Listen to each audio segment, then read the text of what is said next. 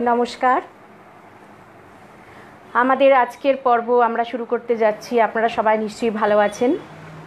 আর আমাদের আজকের এই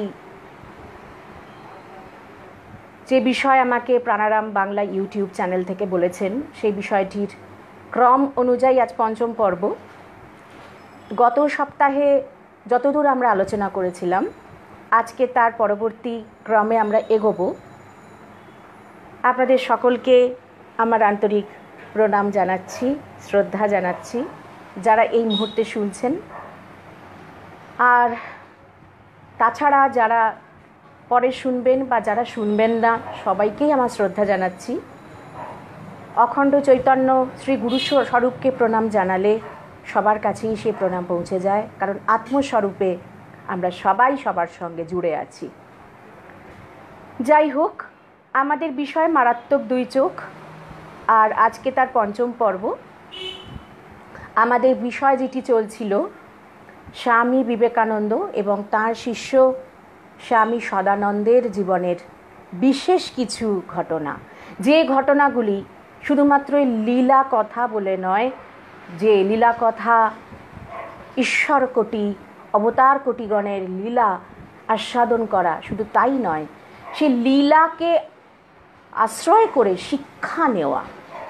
কারণ তারা আমাদের মতনই মানব দেহ ধারণ করে সমস্ত রকম যন্ত্রণা দুঃখের মধ্যে দিয়ে কীভাবে আমাদের বাঁচতে শিখিয়েছেন, লড়তে শিখিয়েছেন।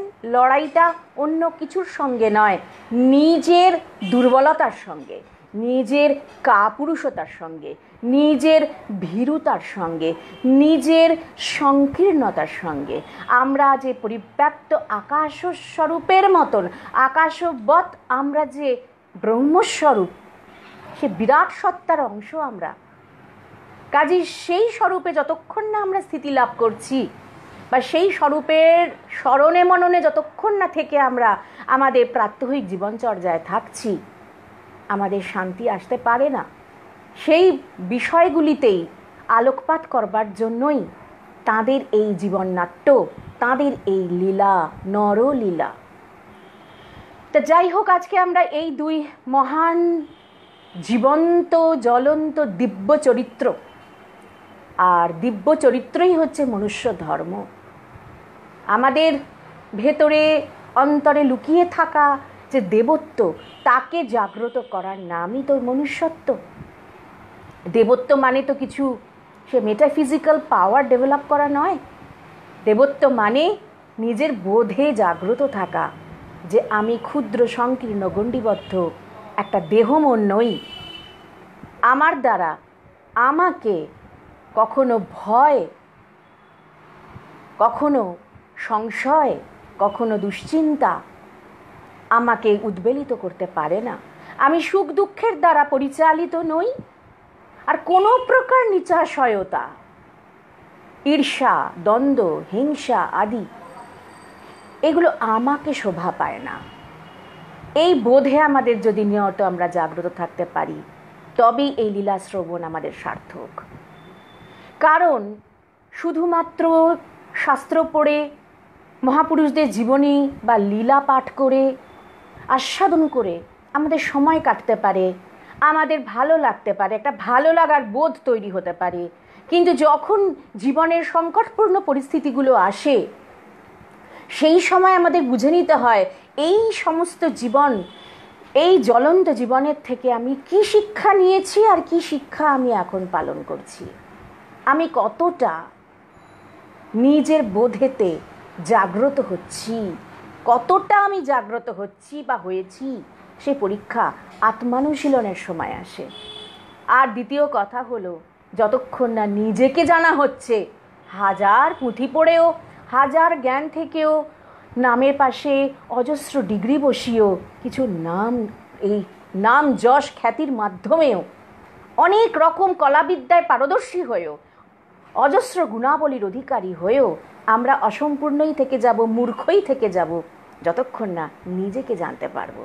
কাজে আমার স্বরূপ কি, সেটিকে জেনে নেওয়ার জন্য যে তাগিদ অনুভব, এই সকল জীবন্ত চরিত্রের মধ্যে দিয়েই আমরা নিরন্তর অনুভব করি এবং এইভাবে আমরা জেগে থাকতে চাই এবং জেগে থাকার প্রার্থনা আমরা মা সরস্বতীর কাছে করে তারপর আসুন আমরা সবাই যা যা আলোচনা চতুর্থ পর্ব অবধি হয়েছে, আপনারা যারা শুনেছেন আগের পর্বগুলি বা যারা শোনেননি, তারা যারা আজকে নতুন শুনছেন, কোনো অসুবিধে নেই, যেখান থেকে যাত্রা শুরু হোক আমাদের এই বিষয়ক্রমে আমরা যেন শুধুমাত্র ওই বোধটুকুতে থাকতে পারি যে আমি কে, এই জিজ্ঞাসা যেন নিরন্তর জেগে থাকে ভেতরে, যতক্ষণ না জানাটি পূর্ণ হচ্ছে। তা আসুন মায়ের কাছে আমরা সেই প্রার্থনা করি যাতে আমাদের সে বোধের দরজা তিনি নিরন্তর আঘাত করেন, তার কৃপা ব্যতীত দরজা খুলবে না।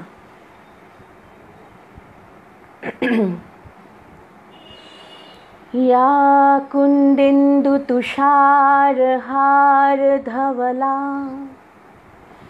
या शुभ्रवस्त्रावृता या वीणावरदण्डमण्डितकरा या श्वेतपद्मासना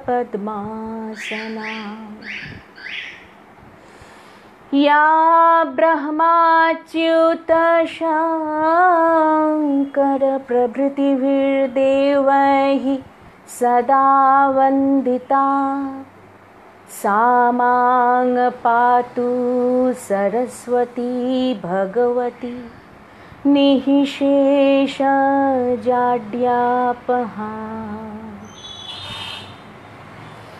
ॐ गुरुर्ब्रह्मा गुरुर्विष्णुर्गुरुर्देवो महेश्वरः गुरुरेव परब्रह्म तस्मै श्रीगुरवे नमः। हे कृष्ण करुणा सिन्धो दीनबन्धो जगत्पते गोपेशा गोपिकान्त राधाकान्त नमोस्तुते। हरिः ॐ तत्सत्। ॐ शान्ति शान्ति शान्तिः। ॐ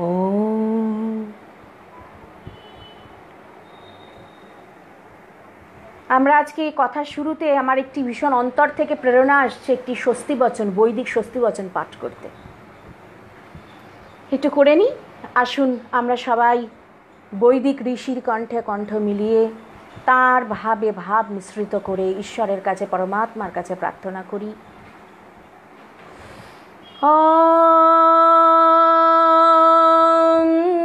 सहना भवतु सहना भुनक्तु सह वीर्यं करवावहै तेजस्विनावधीतमस्तु मा विद्विषावहै।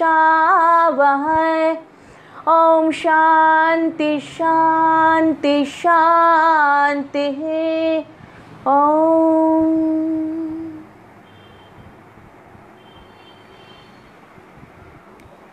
এই স্বস্তি বচনের অর্থ হচ্ছে আমরা যেন পরস্পরকে বিদ্বেষ না করি, আমরা যেন পরস্পরকে অসহযোগিতা না করি, আমরা যেন পরস্পরের সঙ্গী হয়ে পথ চলি এবং অবশেষে আমরা উভয়ই যেন তেজস্বী বিদ্যা ফল লাভ করি। আমাদের একসঙ্গে চলা, একসঙ্গে থাকা। এখন এর অর্থ অনেক রকম হয়, কে কাকে বলছেন, কার জন্যই প্রার্থনা। আমরা বলছি গুরু এবং শিষ্য উভয়ই সেই পরমাত্মার কাছে প্রার্থনা করছেন। আমরা যেন একসঙ্গে চলি, একসঙ্গে আমাদের পথ চলা হয়, কেউ কাউকে আমরা যেন বিদ্বেষ না করি, অসহযোগিতা না করি। বিদ্বেষ কেন না, বিদ্বেষ ভাবনাটা এমন সাংঘাতিক একটা আমাদের শত্রু, যেটি কিনা আমাদের ওই শ্রীমদ্ ভগবদ্ গীতায় শ্রীকৃষ্ণ বলছেন না, কাম এষ ক্রোধ এষ রজগুণ সমুদ্ভবঃ। আমাদের এই কাম আর ক্রোধ রজগুণ থেকে আসে, আর এই দুটির থেকে বড় শত্রু আর কেউ নেই। আমরা বাইরে শত্রু কোথায় খুঁজবো? বাইরে কোথাও শত্রু নেই, শত্রু আমার মধ্যে আছে। এবং শ্রীমদ্ ভগবদ্ গীতাতে পরিষ্কার শ্রীকৃষ্ণ ভগবান বলছেন যে সে শত্রুদের বাসা, এই কামের বাসা, ক্রোধের বাসা কে? না, তোমার ইন্দ্রিয়, মন আর বুদ্ধি, এটাই হচ্ছে ওদের বাড়ি। কাজে তুমি কিন্তু খবরদার, অর্জুনকে বলছেন, ওই কাম আর ক্রোধ বা কামকে তুমি আগে যেমন তেমন করে বশীভূত করো, কামকে তুমি যেমন তেমন করে জয় করো। কাম মানে হচ্ছে অত্যধিক চাহিদা, শুধু চাওয়া, এটা চাই, সেটা চাই, অমুক চাই, তমুক চাই, চাওয়া আমাদের শেষ হতে চায় না। এই নিরন্তর যে চাওয়া, এই চাওয়াতে যদি আমরা কোনোভাবে সীমা রেখা না টানতে পারি, থামাতে না পারি, স্তব্ধ করতে না পারি, জীবন দুর্বিষহ। কারণ সে চাওয়া তো শেষ হতে চায় না, অপূরণীয় চাওয়া। এবং সে চাওয়া বাড়তে বাড়তে এমন সীমা ছাড়িয়ে চলে যায়, তখন আসে ক্রোধ, কারণ সেটি পাওয়া যাচ্ছে না বলে। আর যখনই ক্রোধ আসছে তখন আসছে বিদ্বেষ। কাম মানে হচ্ছে রাগ, আসক্তি, আর ক্রোধ মানে বিদ্বেষ। কাম মানে অ্যাটাচমেন্ট, আর ক্রোধ মানে অ্যাভার্জন। এই যে অপোজিট ডুয়ালিটি, এটাই তো আমাদের শত্রু। বাইরে শত্রু কোথায় খুঁজতে যাব? তো সেই জন্য আমাদেরকে এখানে দেখছি ঋষি প্রার্থনায় শেখাচ্ছেন যাতে ভেতরে কোনো সময় অহংকার, বিদ্বেষ ভাবনা, ঈর্ষা এগুলি না আসে, আমাদের উভয়ের মধ্যেই যেন না আসে। গুরু এই কথা বলছেন। এবং আমরা বলবো এই প্রার্থনা তাহলে শুধু গুরু শিষ্যের জন্য, কারণ বিদ্যা ফল লাভের কথা বলা হচ্ছে। শুধু গুরু শিষ্য নয়, এই যে আপনারা আমাকে শুনছেন, আমি আপনাদের সামনে চোখে যদিও বা দেখতে না পাচ্ছি, কিন্তু আমি জানছি কেউ না কেউ, অন্তত একজনও শুনছেন এই মুহূর্তে। যে এই যে দুই, বক্তা থাকলে শ্রোতা থাকতে হবে, শ্রোতা যদি উপস্থিত থাকেন তাহলে বক্তাকেও হাজির হতে হবে, ভক্ত থাকলে ভগবান থাকতে হবে, ভগবান থাকলে ভক্ত থাকতে হবে। প্রত্যেকটি সমাজে দুটি আদান প্রদান, রেসিপ্রোকেট করে আমাদের চলা, দুজন থাকতে হয়, দুইকে থাকতে হয়। কিন্তু এই দুইয়ের জগতে যদি আমাদের ওই ঈর্ষা, দ্বন্দ্ব, হিংসা এসে জোটে, আসূয়া বৃত্তি এসে জোটে, যেখানে শ্রীকৃষ্ণ ভগবান বলছেন অর্জুনকে যে যারা কিনা, তিনি স্বয়ং বলছেন যে আমার কথাতে বা আমাকে যারা আসূয়া বৃত্তিতে দেখে, আসূয়া বোধ নিয়ে দেখে, যারা আমার কথাকে বিদ্বেষ করে, তাদের অমঙ্গল হচ্ছে, আমি দেখতে পাচ্ছি। এটি কেন বলছেন না? তিনি জানেন যে আমার মধ্যে, তার মধ্যে, শ্রীকৃষ্ণের মধ্যে কোনো আসূয়া বৃত্তি নেই, তিনি শুদ্ধ। একজনের শুদ্ধাত্মাকে যদি কেউ নিরন্তর ঈর্ষা করে চলেন, সে শুদ্ধাত্মার কিচ্ছু হয় না, সমস্ত ওই তার ঈর্ষা যিনি করছেন তার ভয়ঙ্কর ক্ষতি হতে থাকে। কেন হতে থাকে না? এমন একজনকে করা হচ্ছে, সেখান থেকে তো কোনো রিটার্নে কিছু আসছে না, তিনি তো শুদ্ধ, তিনি তো রিটার্নে তাকে ব্যাক করে তিনি ঈর্ষা করছেন না। যে ওই যে আমরা সেই ছোটোবেলায় রামায়ণ মহাভারত সিরিয়ালে দেখতাম, খুব মজা লাগতো দেখতে, উভয় পক্ষের সে বান আসছে, দুটো বান দুদিক থেকে এসে ধাক্কা লাগলো, কখনো দেখা যাচ্ছে একটা বান জিতে গেল আর একটা বান হেরে গেল, আবার কখনো দেখা যেত দুটোই আসছে এসে দুটোই নষ্ট হয়ে গেল। এই যে ব্যাপারটা, উভয় তরফের ব্যাপারটা চলে।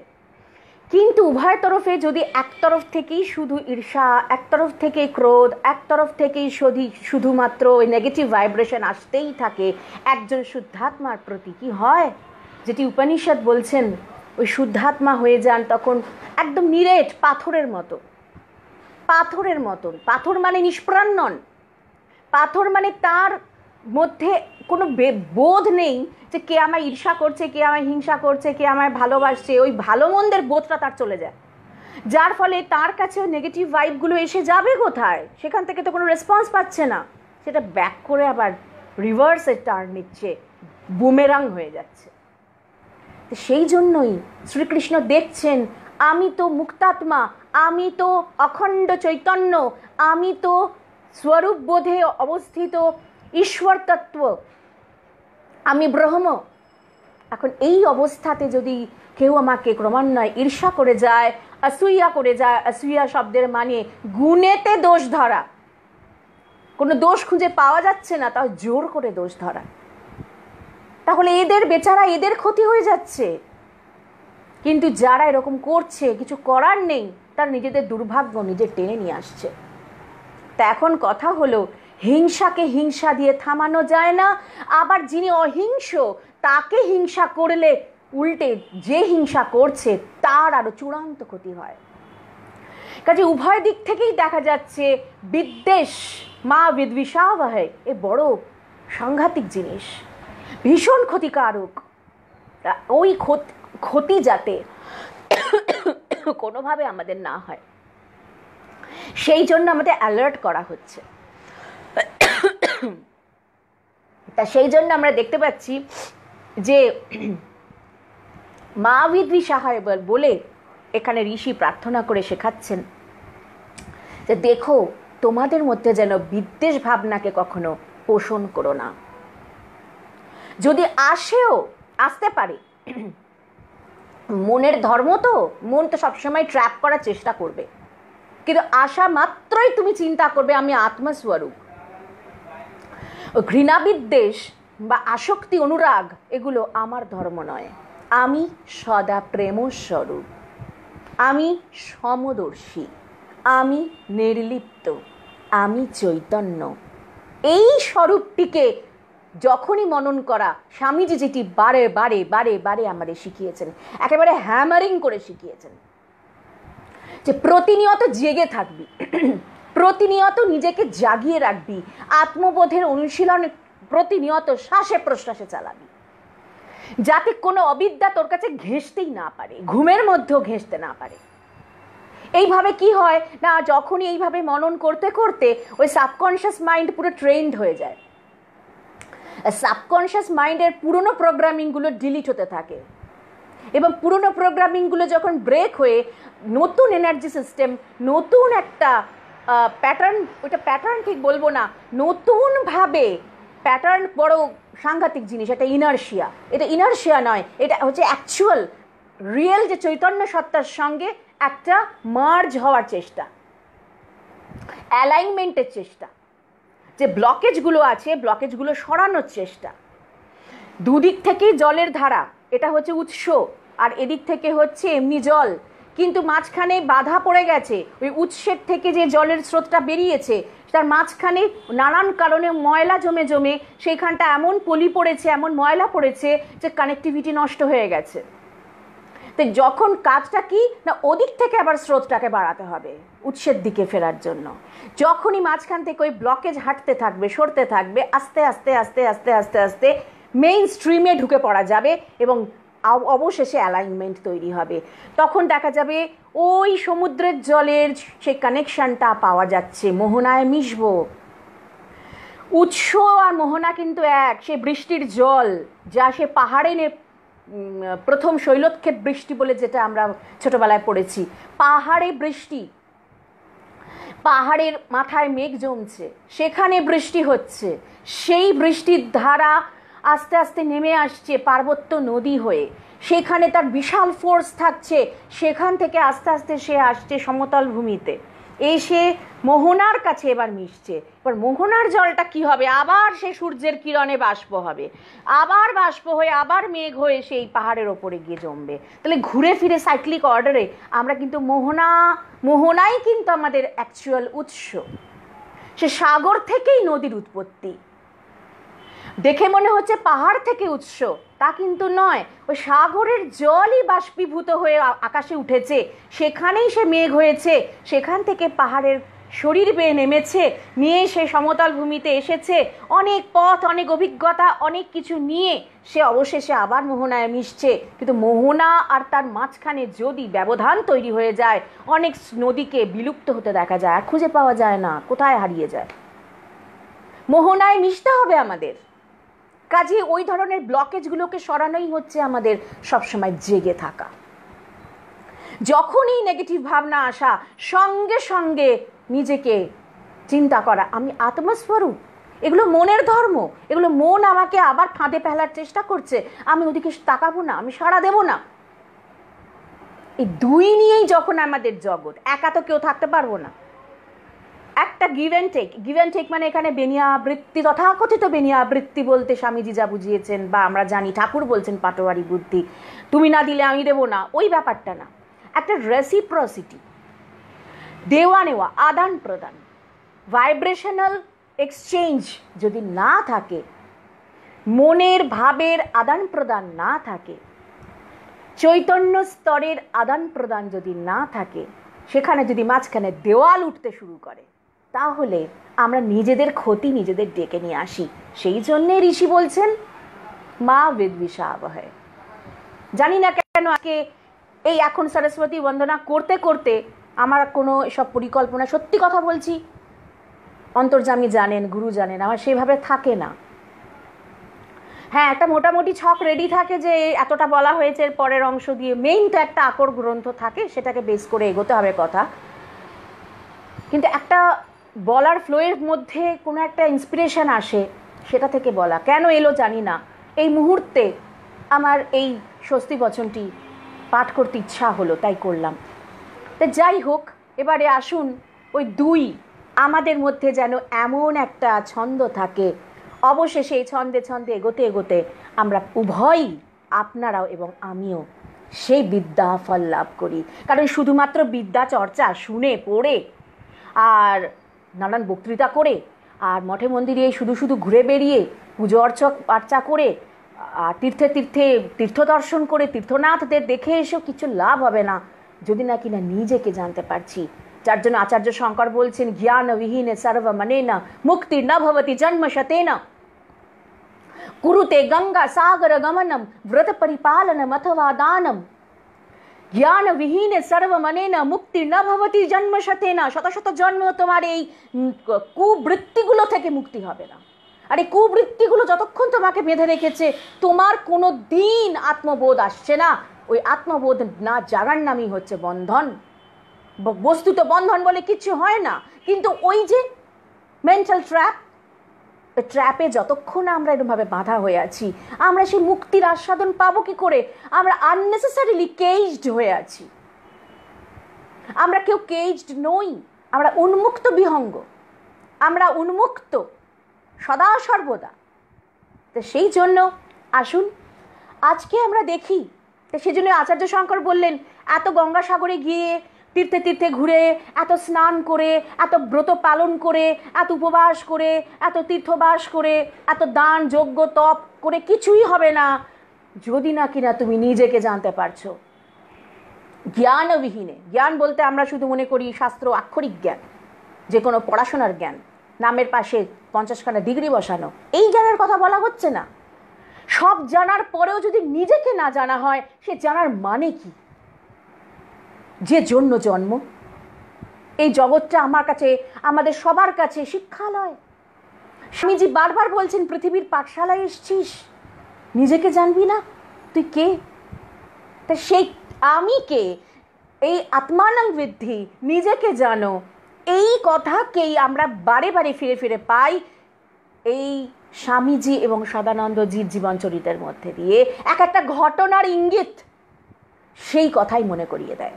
এত সেলফলেসনেস, এরকম আনকন্ডিশনাল রিলেশন বলাটাও ভুল। রিলেশন মানে দুই লাগে, আর প্রেমেতে দুই থাকে না, এক। তার গায়ে আঁচড় পড়লে নিজের গায়ে আঁচড় লাগছে, তার মাথা ধরলে নিজের মাথা ধরছে, তার খিদে পেলে নিজের খিদে পাচ্ছে। এখানে আর দুইয়ের কোনো ব্যাপার নেই, এক। এটাই হচ্ছে অদ্বৈত, নন ডুয়াল। যতক্ষণ না ওই নন ডুয়ালিটিতে যেতে পারছি, যতক্ষণ না মোনাড হতে পারছি, মোনাড অবস্থা যেটা আমার স্বরূপ অদ্বৈত, দুই নেই। দুইয়ের লীলা চলছে শুধু নিজেকে আস্বাদন করার জন্য। বস্তুত আপনি আমি এই মুহূর্তে আমরা তো দুই না হলে কথা কাকেই বা বলছি আর কারাই বা শুনছেন। কিন্তু স্বরূপে আপনিও যে আমিও তা। শুধু দেহটার ব্যবধান, শুধু এই মনটার ব্যবধান, এই দেহ মনের ভাণ্ড বা এই ঘরটা যদি ভেঙে যায়, আপনার মধ্যেও সে আকাশ, আমার মধ্যেও সে আকাশ, আকাশে আকাশ এক। সুতরাং আমাদের এই দেওয়ালগুলো যেটা, সেটি যেন আমাদের এই দেহমনের স্তরে যে দেওয়ালগুলো রয়েছে, সে শত্রুগুলো ওরাই হচ্ছে আমাদের আসল শত্রু। সেজন্যই শ্রীকৃষ্ণ বলছেন কাম ক্রোধের থেকে বড় শত্রু নেই, এবং তাদের দেখা দেখি আরো অনেক শত্রু এসে জোটে। আর দলের পান্ডা হচ্ছে ওই কাম, ডিজায়ার। আমার নিজেকে সবসময় ফোকাসড থাকতে হবে, নিজের সবসময় প্রাধান্য বিস্তার করতে হবে, আমার কর্তৃত্ব ফলাতে হবে, আমার এই ছোট আমিত্বটাকে সবার সামনে বড় রাখতে হবে, আমি যা বলবো সবাইকে তাই শুনতে হবে, আমার বসিং শুনে সবাইকে চলতে হবে, আমাকে সবসময় সবাই মেনে চলবে আর জি হুজুর করে মাথা নত করবে।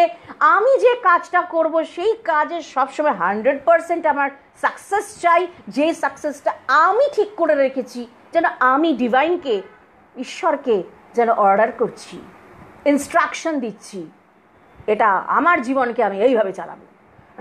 আর যখনই সেটা নিজের ডিজায়ার অনুযায়ী হয় না, এসে যায় তখন ফ্রাস্ট্রেশন, ক্রোধ আসে। তো ক্রোধে তখন নিজের ওপর রাগ হয়, দুনিয়ার সবার ওপর রাগ হয়। আর সে ফ্রাস্ট্রেশন থেকে আসে কি, ডিপ্রেশন আর অ্যাগ্রেশন, দুটো জিনিস আসে। আইদার হবে ডিপ্রেশন, কারোর মুখ দেখবো না, কারোর সাথে মিশবো না, সবাইকে বিরক্ত লাগছে, নিজেকেও বিরক্ত লাগছে, আর নয়তো যাকে দেখছে তারই খারাপ দেখা, তাকেই নিন্দে করা, তার উপরে হিংসাত্মক একটা মানে আক্রমণ নিয়ে ছুটে তার উপরে ঝাঁপিয়ে পড়া। সবটাই কিন্তু ওই কাম বা ডিজায়ার থেকে হচ্ছে। মা বলছেন নির্বাসনা চাও ঠাকুরের থেকে। তা আজকে ওই নির্বাসনা না হলে কোনোদিনও তো সেই ত্রিগুণাতীত প্রেমের সন্ধান পাওয়া যাবে না, যেটি কিনা আমাদের স্বরূপ, যেটি সদানন্দ বিবেকানন্দের চরিত্রে তাঁদের জীবন লীলার মধ্যে আমরা দেখতে পাচ্ছি। তা আমরা গত মাসে দেখেছিলাম, গত সপ্তাহে দেখেছিলাম। আসলে যেখানে যেখানে অনুষ্ঠান করি, মাসে যেগুলো সিরিয়ালি অনুষ্ঠান হয়, এমনিতে তো অনুষ্ঠান এমনি নানান জায়গায় গেলাম চলে এলাম, অন্য ব্যাপার, কিন্তু কয়েকটি জায়গায় যে আমার দায়িত্ব আছে, এখনও আছে, লকডাউনের জন্য বা এই পরিস্থিতির জন্য যেতে পারা যাচ্ছে না, কোনো একটা তো বিষয় নিয়ে সেখানে বলা হয়, ওই মাসে একটা করে সেই বিষয় বলার দিন থাকে, ওই বলা অভ্যেস হয়ে গেছে, গত মাসে যা বলেছি। যাকগে, গত সপ্তাহে যে আমাদের আলোচনা হয়েছিল চতুর্থ পর্বে, তারপরের দিকে আমরা আসি। আজকে আমরা দেখছিলাম সেই ঋষিকেশ, সেই লক্ষ্মণ ঝোলা, এবং লক্ষ্মণ ঝোলায় হঠাৎ করে স্বামীজির কি খেয়াল হলো যে আমি চললাম বলে তিনি বেরিয়ে পড়লেন, এবং বেরিয়ে যে পড়লেন আর পেছন ফিরে দেখলেন না, অদৃশ্য হয়ে গেলেন লক্ষ্মণ ঝোলার পথ ধরে। তারপর তিনি হঠাৎ আবার ফিরে এলেন 3-4 ঘন্টা বাদে। ততক্ষণে যে খিচুড়ি পাক করছিলেন তার শিষ্য সদানন্দ, তিনি দেখলেন যে হঠাৎ স্বামীজি এসে দাঁড়িয়েছেন, বললেন আমাকে খেতে দে, খিদে পেয়েছে, তুই কেন খাসনি? যে আপনি খাননি তো আমি খাবো কি করে? এগুলো আমরা আগের দিন শেষের দিকে দেখেছিলাম। তারপরে তিনি বললেন যে আমি তো আপনাকে টেনে আনলাম, যাবেন কোথায় আপনি? হ্যাঁ তুই যা, হাবা গোবা, তোকে ফেলে গিয়ে তো আমার চিন্তা হচ্ছিল, অনেক দূর চলেও গিয়েছিলাম, তোর দুশ্চিন্তায় আবার ফিরে এলাম, কি জানি কি আবার কাণ্ড ঘটিয়ে বসিস সেই জন্য। কি অদ্ভুত রসায়ন, কি অদ্ভুত রসায়ন, আর কি অদ্ভুত বিশ্বাস, গুরুর ওপর শিষ্যের বিশ্বাস, যে আমাকে ছেড়ে তুমি কোথাও যেতে পারবে না, আমি জানি তুমি আসবে, তুমি খেলছো আমার সাথে, তুমি আমাকে পরীক্ষা করছো যে আমি তোমাকে কতখানি বিশ্বাস করি, তুমি দেখছো যে তোমার সত্যকে আমি কত সত্য হয়ে ভরসা করি। তিনি তো সত্য স্বরূপ, তার বচনে কোনো মিথ্যা থাকতে পারে না। আমরা কেন শাস্ত্র বচনে বা গুরু বচনে, মহাপুরুষের বচনে অনাস্থা পোষণ করি? কারণ আমরা সত্যনিষ্ঠ নই, তাই শরণাগতি আসে না। যখন নিজে সত্যনিষ্ঠায় থাকা শুরু হবে, তখনই তার সাথে অ্যালাইনমেন্ট এমন হয়ে যাবে, তখন দেখা যাবে শরণাগতি আপনা আপনি এসে যাচ্ছে, ভয় চলে যাচ্ছে। তোমার যা ইচ্ছা তাই হোক, আমার কোনো ইচ্ছা নেই। তোমার যদি মনে হয় আমাকে একা ফেলে তুমি যাবে, তুমি যেতে পারো, তুমি ফিজিক্যালি যেতে পারো, মেন্টালিও যেতে পারো, কিন্তু অন সোল লেভেল, আত্মস্তরে কোথায় যাবে? তুমি তো আমার মধ্যেই আছো। এই যেন সদানন্দের অবস্থা। তা যাই হোক, আমরা দেখেছিলাম এর পরের ক্রম। আমরা আজকে একটু এগিয়ে যাই। স্বামীজির ভীষণ ইচ্ছা ছিল যে উনি কেদার বদ্রী যাবেন, কিন্তু সেটা আর যাওয়া হলো না, কারণ সদানন্দজি অসম্ভব অসুস্থ হয়ে পড়লেন। এবং এতটাই তিনি অসুস্থ হলেন যে সেই অসুস্থতার জন্য বাধ্য হয়ে স্বামীজি বললেন, তোকে নিয়ে আমি আর যাচ্ছি না ওপর দিকে, আরও ওপরে পাহাড়ে, কারণ তুই পারবি না। তা সেই কারণে, কারণ আমরা আগেই জানি কি সাংঘাতিক দুর্গমতার মধ্যে দিয়ে এবং কীভাবে গুরু তার শিষ্যকে আগলে আগলে এবং গুরু তার শিষ্যের জুতো মাথায় বয়ে গুরু তার শিষ্যকে কেমন করে ঘোড়ায় চাপিয়ে খরস্রোতা নদীর মধ্যে দিয়ে ঘোড়া শুদ্ধ টেনে পার করে কিভাবে নিয়ে এসছেন, নিজের জীবনকে প্রতিনিয়ত বিপন্ন করে। কারণ এইখানে সদানন্দজি শিখছেন কাকে বলে সেলফলেস লাভ, কাকে বলে সেলফলেস ডেডিকেটেড সার্ভিস, সেবা কাকে বলে, এইটাকে বলে সেবা। কারণ আগামী দিনে তার জন্য সেবাব্রত অপেক্ষা করছে, তো গুরু তাকে যেন নিজের আচরণ দিয়ে ট্রেন আপ করছেন। কারণ সদানন্দজির যে কি অভূতপূর্ব ভূমিকা রামকৃষ্ণ মঠ মিশনের এই সেবাব্রততে, আমরা কিছু কিছু তার নিদর্শন দেখার চেষ্টা করব আগামী দিনগুলোতে, যদি তাঁর ইচ্ছা হয়, সচ্চিদানন্দের ইচ্ছা হয়, তিনি যেমন বলাবেন ভাবাবেন সেই অনুযায়ী। কারণ মহতের চরিত্র বিশ্লেষণ করতে গেলে নিজেকেও মহৎ হতে হয়, আর এরকম একটা ক্ষুদ্র মানুষের পক্ষে তার বলা সম্ভব নয় যদি না মহতের কৃপা আসে। তিনি বলিয়ে যা নেবেন, ভাবিয়ে যা নেবেন, সেই অনুযায়ী চেষ্টা হবে, যেমন এখন হচ্ছে বা আগেও হয়েছে। তা এবারে আমরা দেখি যখন তিনি ভীষণ অসুস্থ হয়ে পড়েছেন, তখন স্বামীজি তাঁকে নিয়ে ফিরে এলেন হাতরাস, যেখান থেকে তাদের জার্নি স্টার্ট হয়েছিল। মানে তাদের জার্নি মিন্স সদানন্দজি অর্থাৎ শরৎচন্দ্র গুপ্ত ওই হাতরাস স্টেশনের স্টেশন মাস্টারের জার্নি স্টার্ট হয়েছিল, যে জার্নিটা তার গুরুর সঙ্গে একদম ফিজিক্যালি, যেখানে তার গুরুর সেই মারাত্মক দুই চোখ তাকে এমন তীব্রভাবে চুম্বকের মতন টেনে ধরেছিল যে তার আর কোনো দিকে যাওয়ার অবকাশই নেই। তিনি জানেন এইটার জন্যই তো আমি এতদিন অপেক্ষা করছিলাম। এই টানটা, যে টানটা এতদিন ভেতরে ইনার পুল আমি ফিল করতাম, সেটা আমি না এক্সটার্নালি দেখতে পাচ্ছি। যেমন সেই জন্যই একবার তাঁর ওই সাংঘাতিক ওই সেবাব্রত এবং স্বামী সদানন্দের অদ্ভুত গুরুনিষ্ঠা, অদ্ভুত তেজ, অদ্ভুত সেবাপরায়ণতা, অদ্ভুত তার ব্যক্তিত্ব, ওই রকম একটা ম্যাজিক্যাল পার্সোনালিটি দেখে যখন সিস্টার নিবেদিতার সঙ্গে প্রথম তার আলাপ হয়েছে, তিনি সিস্টার নিবেদিতা তাকে দেখে একটা কথাই বলেছিলেন, the inner man is out, এনার ভেতরের মানুষটি বেরিয়ে এসেছে, আসল যে আত্মস্বরূপকে বাইরে দেখা যাচ্ছে। এ আর শুধু সদানন্দ সন্ন্যাসী নন। সদানন্দ যে এক জায়গায় বলছেন, তিনি এক উত্তেজনার বশে নিজের ভাবেতে তার অন্যান্য যারা পরবর্তীকালে নতুন ব্রহ্মচারী স্মৃতিচারণ করতে করতে তাদেরকে, গুরুভ্রাতাদেরকে বলতে বলতে হঠাৎ করে বলছেন, we are not mere sadhus, we belong to the line of prophets. আমরা এমনি সাধারণ সাধু নই, আমরা ঋষি কুলের অন্তর্গত, আমরা ঋষির দলে পড়ি, আমরা উন্মুক্ত। ঋষি মানেই যিনি উন্মুক্ত, কোনো বাধা বিপত্তি, কোনো রকম বাউন্ডারি দিয়ে তাকে বাঁধা যায় না, যিনি সদা সর্বদা সত্যনিষ্ঠ, আত্মনিষ্ঠ, স্থিতপ্রজ্ঞ, তিনি ঋষি। তা এখন সেই ঋষি, এবং তার থেকেও বড় কথা, আমরা এখন যদি টেকনিক্যালি দেখি, তৎকালীন যুগে বৈদিক পিরিয়ডে যারা কিনা গার্হস্থ্য জীবনে থেকে আত্মলাভ করেছেন, আত্মবোধে এসেছেন, আত্মলাভ কথাটা যদিও মানায় না, আমরা বলার ভাগ বলি, আত্মাকে আবার লাভ করার কি আছে, আমি তো আমি আছি, যেটা লাভ করেছি চৈতন্য লাভ করেছি, মানে চৈতন্যটা আমি সেই চৈতন্য স্বরূপ, কিন্তু যেটা হয়েছে আমার অ্যাওয়ারনেসটা ডেভেলপ করেছে, আমি বাইরে তাকাচ্ছিলাম, ভেতরে তাকিয়েছি, ওইটা লাভ করেছি, আমার পার্সপেক্টিভটাকে ঘুরিয়ে দিয়েছি গুরু কৃপায়, এইটুকু লাভ করা, আর কিছু না। আমার পুরুষকারটাকে আমি লাভ করেছি। আমার যদি পুরুষকার বা চেষ্টা না থাকে, হাজার ব্লেসিংস আসলেও আমার কিছু কাজ হবে না। ঠাকুর বলছেন ধারণা করতে হবে, আমাদের একটা স্টেইনলেস এবং এমটি কন্টেইনার হয়ে উঠতে হবে, যাকে পাত্রতা বলা হয়েছে, যে কথা আমরা আগেও অন্য পর্বে আলোচনা করেছি। পাত্রতা চাই। আমরা নিজেরাই সেজন্য কন্টেইনার হয়ে উঠি, যে কন্টেইনারটা আছে কিন্তু সেটাতে হয় ময়লা পড়ে আছে, নয় ছিদ্র হয়ে আছে, নয় অজস্র নোংরা হয়ে আছে, আর নয়তো ভাঙাচোরা, আর নয়তো কারো কারো কন্টেনার এখনো তৈরি হয়নি সেইভাবে। কাজেই আমাদের সব সময় রেডি থাকতে হবে যে প্রতি মুহূর্তে আমাদের কন্টেইনার হয়ে উঠতে হবে, একটা আদর্শ পাত্র, যাতে আমরা ধরতে পারি। কৃপা আসছে, কিন্তু আমাদের পুরুষকার কোনটার জন্য লাগাতে হবে? পাত্রটাকে তৈরি করার জন্য, যাতে আমরা ধরব সে কৃপা অমৃত। তো এইবার তা স্বামীজি এবারে তো তার শিষ্যকে নিয়ে এবার তার যে জার্নি, যের কথা বলছিলাম, তো ওই সদানন্দজি, শরৎচন্দ্রগুপ্ত স্টেশন মাস্টারের যে জার্নিটা স্টার্ট হয়েছে নতুন করে, যিনি কিনা দেখছেন যে হ্যাঁ, we are not mere sadhus, যেটা উনি পরবর্তীকালে বলছিলেন, we are in the line of prophets.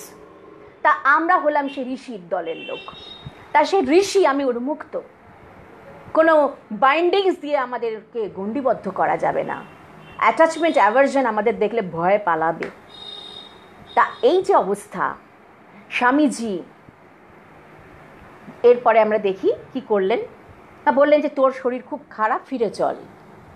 হাতরাসে আবার তাঁরা ফিরে এলেন, সেখানে বেশ কিছুদিন থাকলেন এবং শিষ্য যতক্ষণ না সুস্থ হচ্ছেন তার বন্ধু বান্ধবদের ডেকে তাদের সাহায্য নিয়ে তিনি তার শিষ্যকে সুস্থ করলেন। এবং নিরন্তর সেবা, এমন সেবা যে শিষ্য অবাক হয়ে ভাবছেন যে গুরু এইভাবে আমাকে সেবা করছেন। যেখানে আমরা জানি শিষ্যই গুরুর সেবা করেন, এখানে ঘটনাটি পুরো উল্টো হয়ে যাচ্ছে। বারে বারে একই ঘটনার পুনরাবৃত্তি, বারে বারে দেখছি যে গুরু কিভাবে শিষ্যকে সেবা করছেন, আর আমি সেবা নিতে বাধ্য হচ্ছি, কারণ আমার শরীরে বল থাকছে না, আমি অসুস্থ হচ্ছি বারবার, আমি বারে বারে পিছিয়ে পড়ছি শারীরিকভাবে। স্বামীজি শেখাচ্ছেন আর্তের সেবা কেমন করে করবি, একদম মা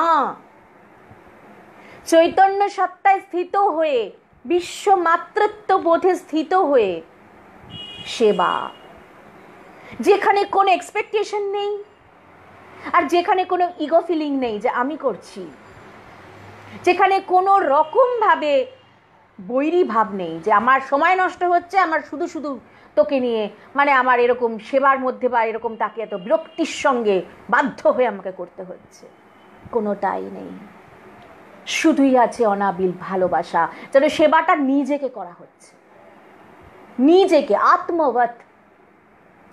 ওই বৈষ্ণব দর্শনে বলা হয় যখন ঈশ্বরের সেবা করবে আত্মবৎ সেবা করো। এই যে বিগ্রহ সেবা, প্রত্যেকের বাড়িতেই যে ঠাকুরের আসনে বিগ্রহ থাকেন, তো তোমার যেমন খিদে পায় তারও পায়, তোমার গরম লাগছে তারও লাগছে, তোমার ঠান্ডা লাগছে তারও লাগছে, একদম সমান আত্মবৎ সেবা, অদ্বৈত হয়ে সেবা। এই দুয়ের লীলাটা, রসায়নটা তখন হবে যখন রেসিপ্রসিটি থাকবে। কিসের দ্বারা? ব্রিজটা কি, ব্রিজিং কে করবে, কে করবে না? প্রেম, প্রেমের সেতু, আর সেখান দিয়ে নিরন্তর ভাবের আদান প্রদান। প্রেমের সেতুটা আছেই, কিন্তু আমরা দেখতে পাচ্ছি না, আমরা অন্ধ। আমরা বাইরে শুধু ঈর্ষা দেখছি, হিংসা দেখছি, অন্যের দোষ দেখছি, আর শুধু দোষারোপ করছি, এ আমায় কষ্ট দিল, এ আমায় দুঃখ দিল, শুধু অভিযোগ করছি। কিন্তু সমস্যাটা যে এখানটাতে, সেইখানের দিকে বিশেষ আমরা দেখছি না। কে আমায় দুঃখ দিতে পারে যদি না দুঃখটা আমি গ্রহণ করি? কারো ক্ষমতা আছে?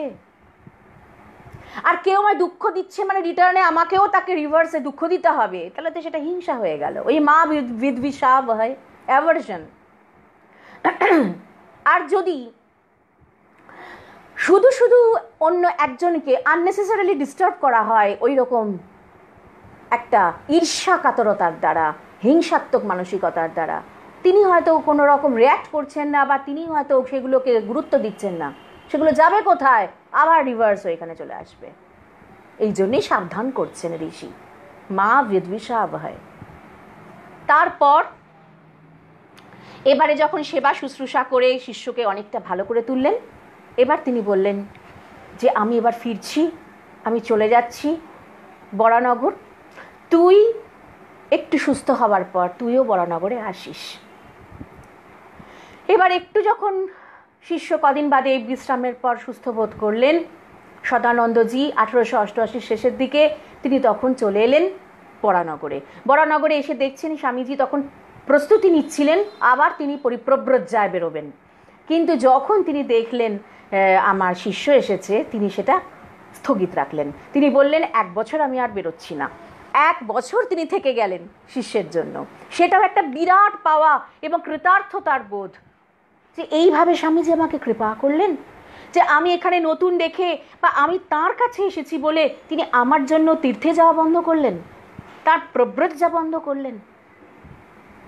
তো এই সময়ে বেশ কিছু টুকরো টুকরো ঘটনা খুঁজে আমরা পাচ্ছি সদানন্দজির স্মৃতিচারণাতে। আরেকটি কথা খুব এখানে গুরুত্বপূর্ণ, এই যে রামকৃষ্ণ মঠ মিশনে সকল সন্ন্যাসীদের মহারাজ সম্বোধন, এই মহারাজ সম্বোধনটা কিন্তু শুরু করেছিলেন, প্রচলন করেছিলেন স্বামী সদানন্দজি। কারণ পশ্চিমী অভ্যাসে, যেহেতু তিনি বাংলা কত ভালো জানতেন না আমরা শুনেছি আগে, কারণ তিনি যদিও বাঙালি শরীর ছিলেন কিন্তু প্রবাসী। 1865 খ্রিস্টাব্দে তিনি গড়পাড়ে জন্মেছিলেন। তারপরে তিনি চলে গিয়েছিলেন 3 বছর বয়স থাকতেই সপরিবারে চলে গিয়েছিলেন জৌনপুর। সেইখানে তার জীবন চলেছিল, বড় হয়েছেন, পড়াশোনা শিখেছেন। সেখানে হিন্দি আর উর্দু ভাষায় তিনি ভীষণ রকম পারদর্শী ছিলেন। বাংলা ভাষাটা তার ঠিক আয়ত্ত ছিল না, ভাঙা ভাঙা বাংলা বলতেন।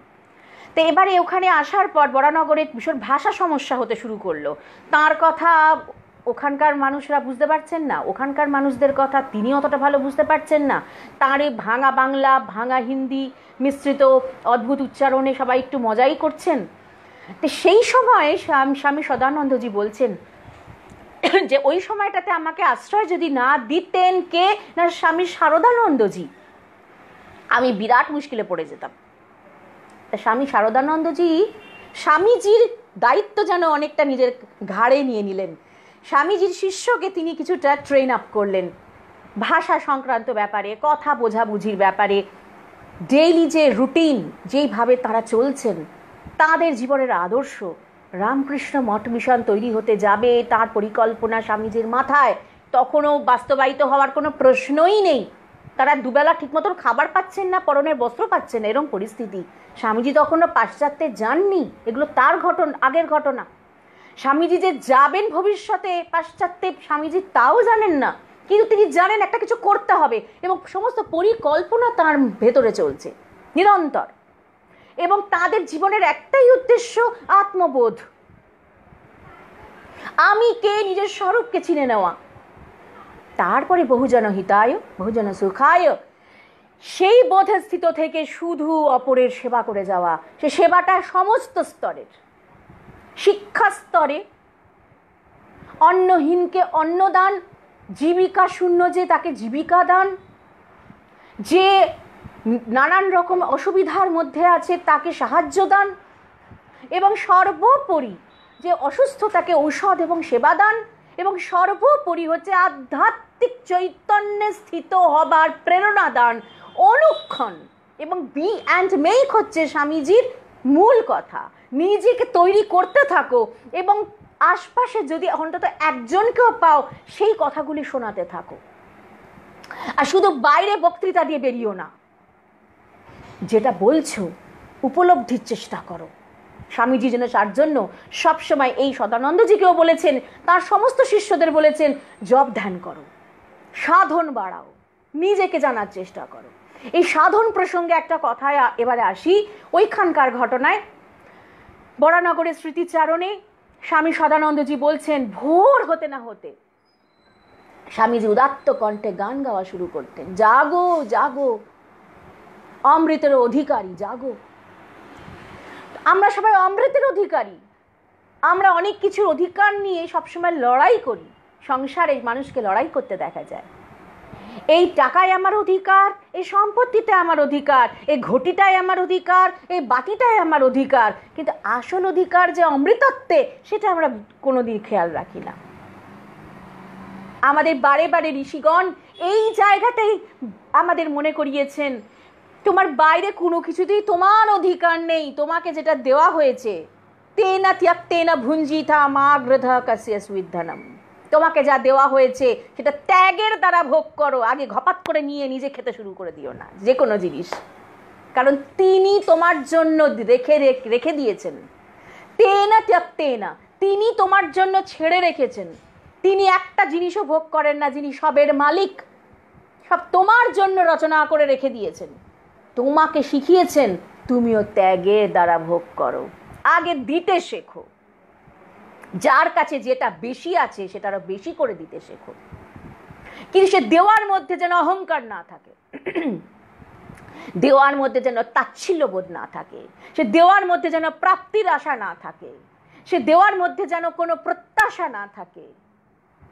এইভাবে দিতে শেখো।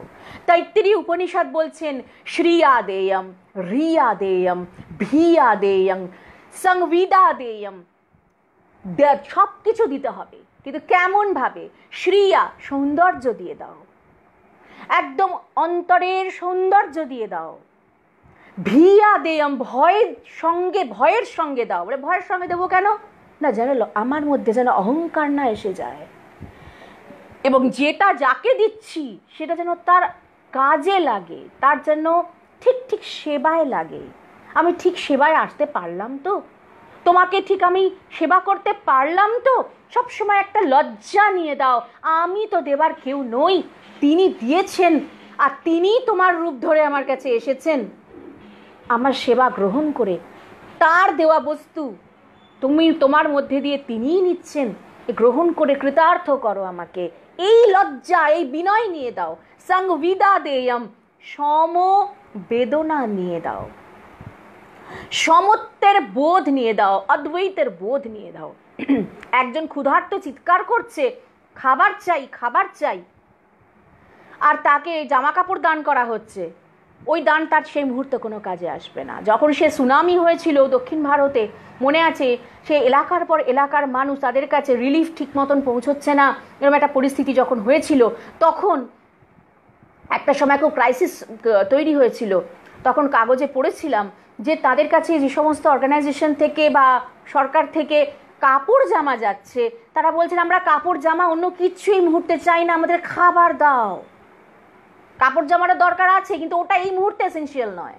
এটাই হচ্ছে সংবিদা দেয়ম। দিলেই হলো না, সে দেওয়াটা তার কাজে লাগছে কিনা সেটা মাথায় রেখে দেওয়া, তবে না ভালোবাসা।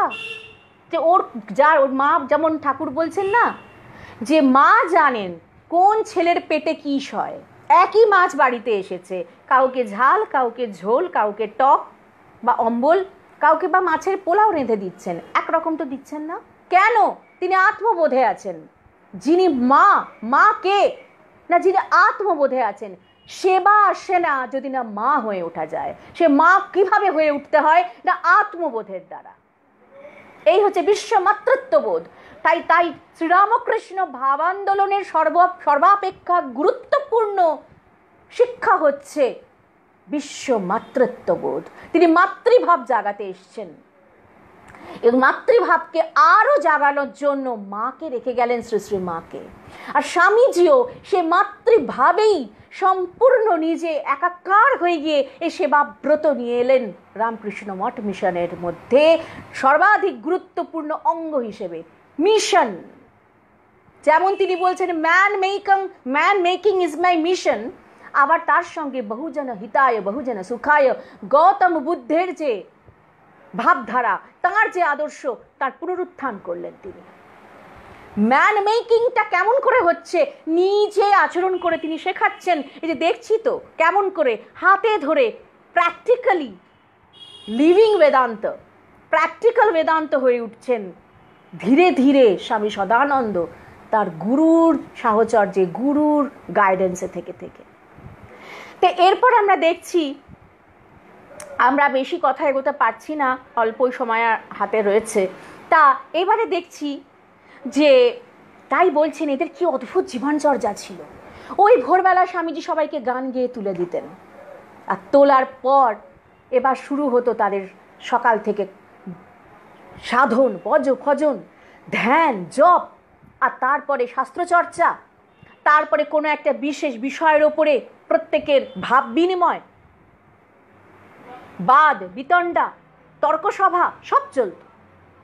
এই করতে করতে ওই দানাদের ঘর ছিল, স্বামীজি আমার ঠিক পেছনেই, আমার পশ্চাৎ দিকে, উপায় নেই কারণ আমার বসার অ্যারেঞ্জমেন্টটা এরকম, আমাকে এইভাবেই বসতে হয়।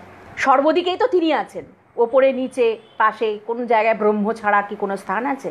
যাই হোক, তা এখন যাতে আপনারাও দর্শন করতে পারেন সেইভাবেই বসা। আর এবারে স্বামীজির সঙ্গে আরও যারা রয়েছেন তাদের পরিচয় নয়বা দিলাম, তারা আমার গুরু পরম্পরা।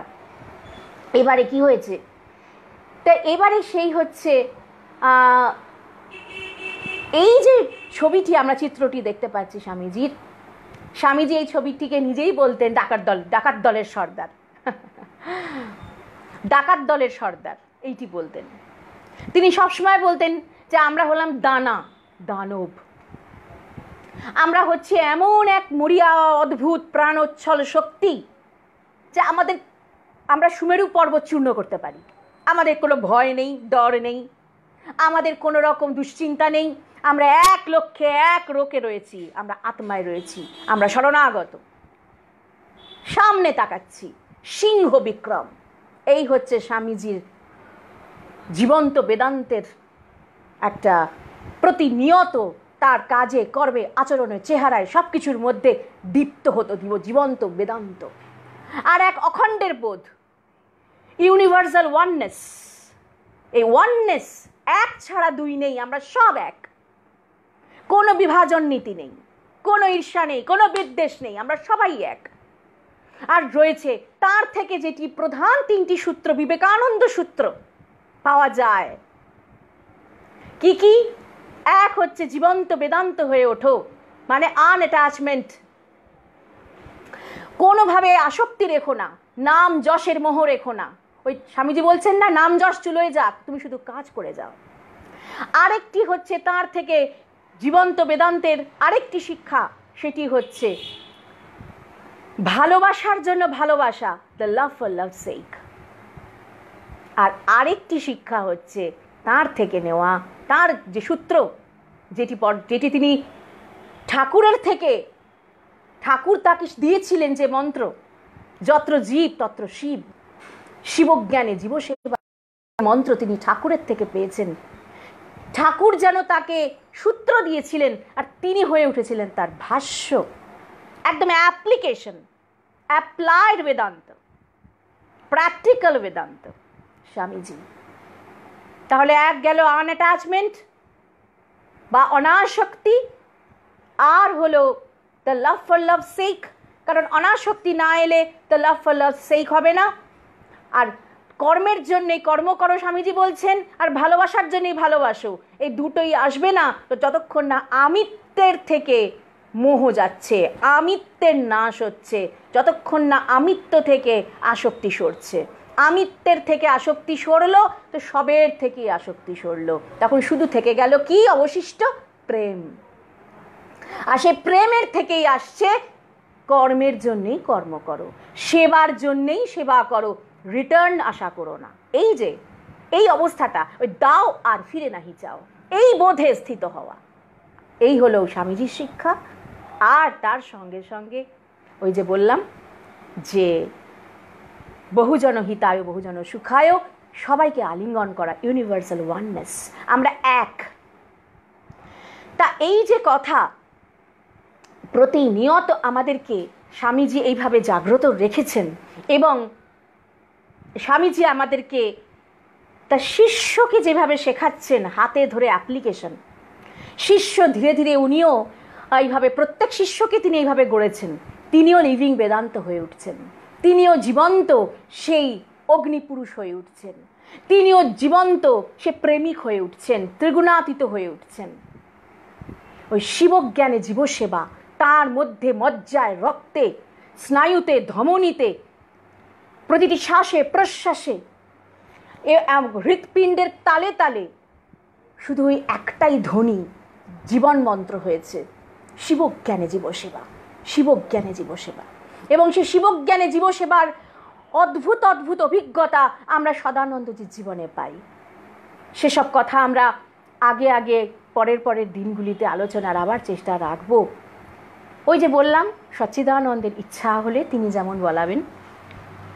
তা আজকে কথার বিরামের সময় কবিগুরু রবীন্দ্রনাথের একটা খুব গুরুত্বপূর্ণ গান, এটি শুধু গান নয়, জীবন মন্ত্র, উপনিষদের যে মন্ত্র, উত্তিষ্ঠত জাগ্রত প্রাপ্য বরান নিবোধত ক্ষুরস্য ধারা নিশিতা দুরত্যয়া দুর্গং পথস্তৎ কবয়ো বদন্তি।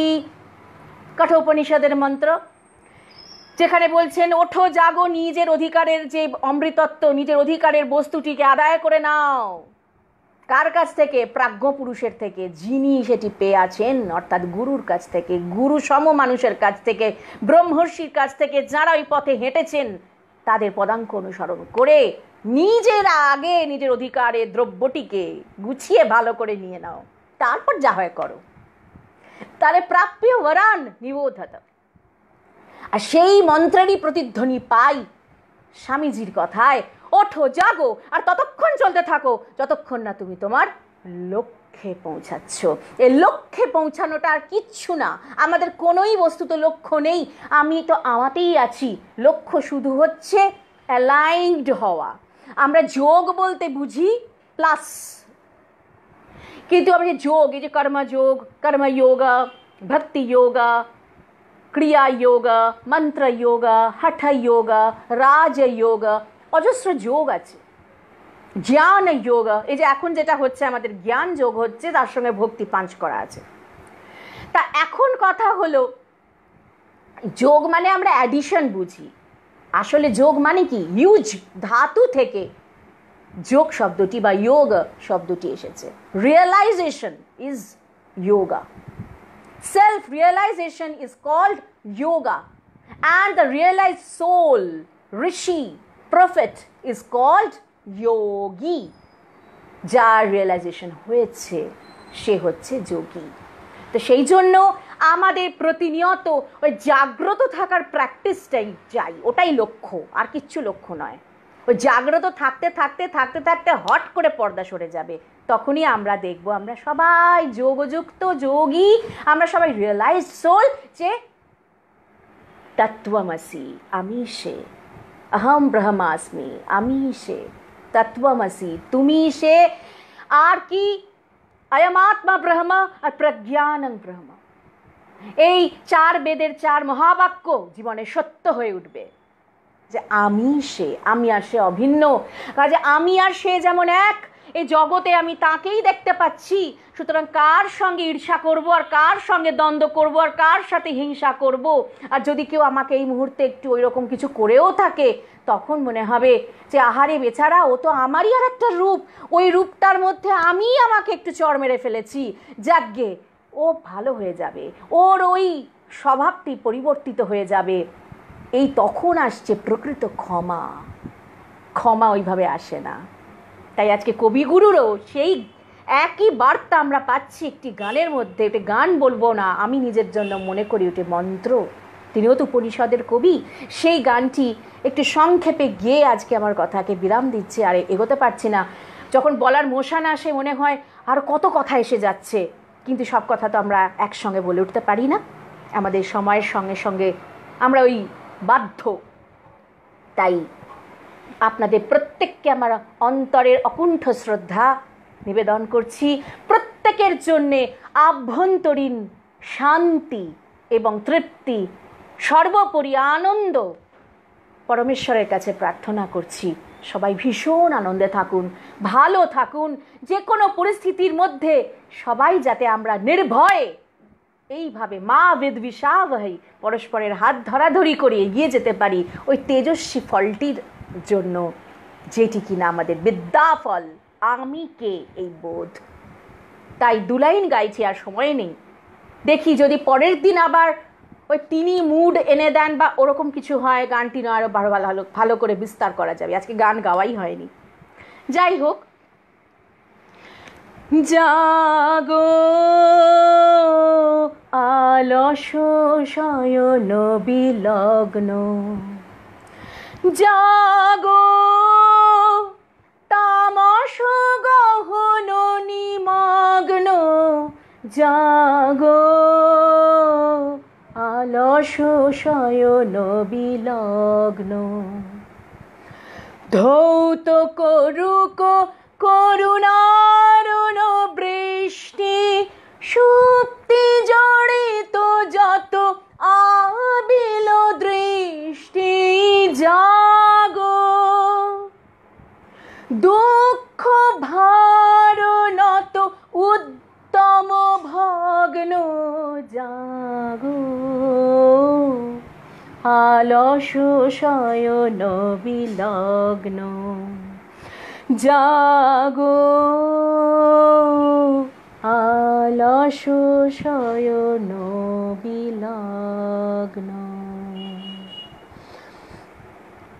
ॐ सर्वे भवन्तु सुखिनः, सर्वे सन्तु निरामयाः, सर्वे भद्राणि पश्यन्तु मा कश्चित् दुःखभाग् भवेत्। ॐ पूर्णमदः पूर्णमिदं पूर्णात् पूर्णमुदच्यते, पूर्णस्य पूर्णमादाय पूर्णमेवावशिष्यते।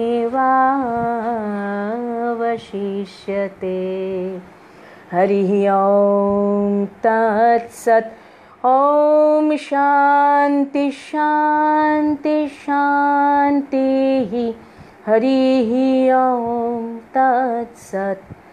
ॐ